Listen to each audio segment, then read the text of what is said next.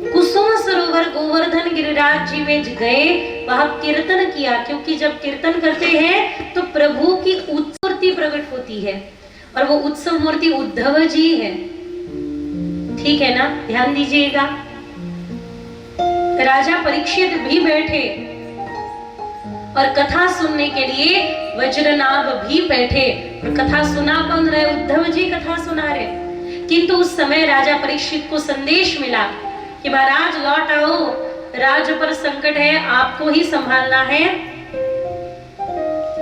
उद्धव जी ने ये सुना और राजा परीक्षित को कहा कि सब कथा सुन सकते, एक नहीं, वो है परीक्षित। परीक्षित के नेत्रों में अश्रुधारा बहने लगी। राजा परीक्षित कहने लगे कि हे प्रभु, हे उद्धव जी महाराज, इतनी भाव से कथा श्रवण करने हेतु मैं बैठा हूं, मैं अधिकारी हूं, आप मुझे इस भाव से वंचित ना रखें। मैं कृष्ण दीवाना हूं, कृष्ण प्रेमी हूं। शम्मा जली है, दीवाने बैठे हैं, कृष्ण के तो यहां दीवाने बैठे हैं। आप कृपया कर कथा सुनाइए।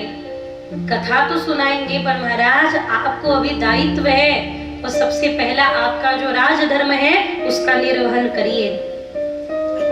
आज्ञा लेकर राजा परीक्षित जी चल तो पड़े, किंतु राजा परीक्षित जी ने निवेदन किया, फिर मैं इस कथा को कब सुन पाऊंगा?